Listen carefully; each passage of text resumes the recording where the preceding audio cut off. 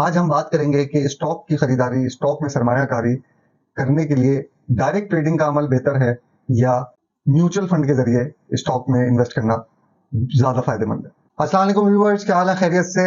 मैं उमर खुर्रम आपका होस्ट एक और वीडियो के साथ हाजिर हूँ। उम्मीद करता हूँ आप सब खैरियत से होंगे और हमारी वीडियोस को देख के मुस्तफीद हो रहे होंगे। अगर आपने अभी तक हमारी वीडियोस नहीं देखी हैं जो कि investment management, financial planning, mutual funds, investment banking, taxes, FBR और इन सारे इदारों और ऑप्शन से मुंसलिक है, तो बिल्कुल देखिए। ये वीडियोस आप ही के लिए बनाई गई हैं और आपकी मालूमात में इजाफा करेंगी। दोस्तों, आज का हमारा टॉपिक इन्वेस्टमेंट इनटू स्टॉक्स के हवाले से है। जो लोग सरमायादार हैं, सरमायाकारी करते हैं, वो स्टॉक्स की मार्केट से, स्टॉक मार्केट से बखूबी वाकिफ होते हैं। आइए शुरू करते हैं आज की वीडियो।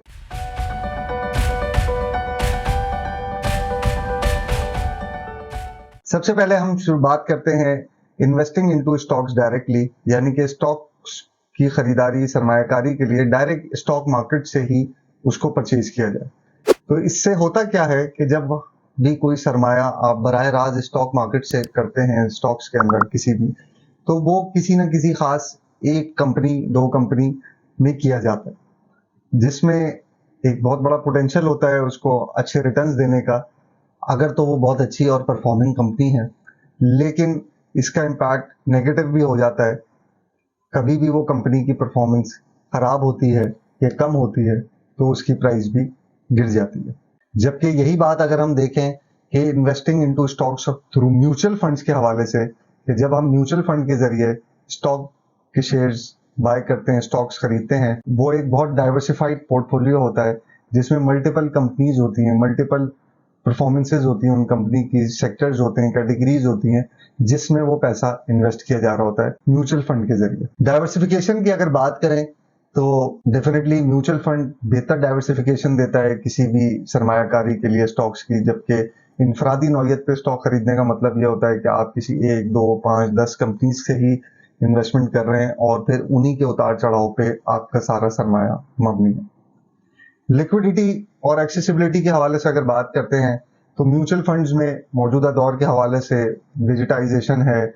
आपका अकाउंट, आपका इन्वेस्टमेंट अकाउंट आपके हर वक्त हाथ में मोबाइल ऐप के जरिए, ऑनलाइन पोर्टल्स के जरिए है। आप जब चाहे उसको देख भी सकते हैं, उसमें से पैसा इन्वेस्ट भी कर सकते हैं और निकाल भी सकते हैं।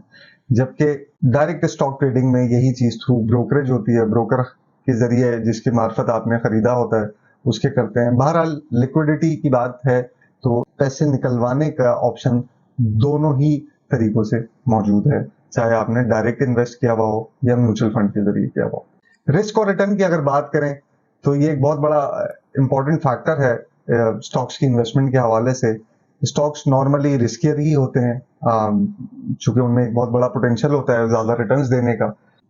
जितना रिटर्न देने का उसमें पोटेंशियल होता है स्टॉक की इन्वेस्टमेंट में, उतना ही उसमें नेगेटिव रिटर्न या नुकसान देने का भी पोटेंशियल होता है। इसीलिए अगर हम देखें पास्ट की परफॉर्मेंसेज में, आप देख सकते हैं अगर किसी ने स्टॉक की इन्वेस्टमेंट बजरिया म्यूचुअल फंड की है तो 6 महीने में उसके पास जो एवरेज रिटर्न रहा है वो 28% रहा है, जबकि हाईएस्ट यही चीज कुछ दिनों के लिए 114% तक भी गई।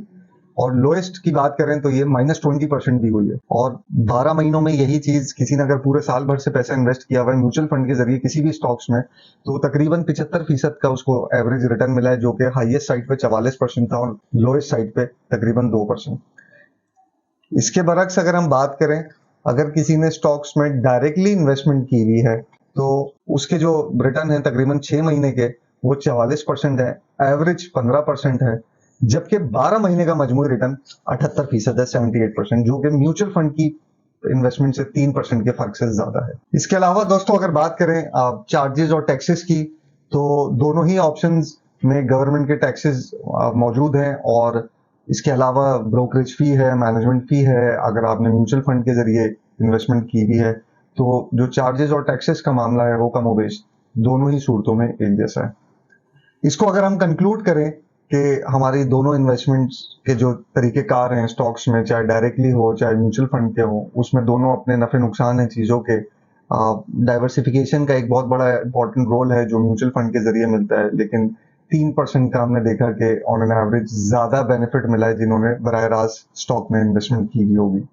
तो ये सारी चीजें हैं। इसके अलावा लोअर रिटर्न में भी अगर बात करें तो डायरेक्ट इन्वेस्टमेंट वाले को लोअर रिटर्न का इम्पैक्ट ज्यादा है as compare to mutual fund वाले को।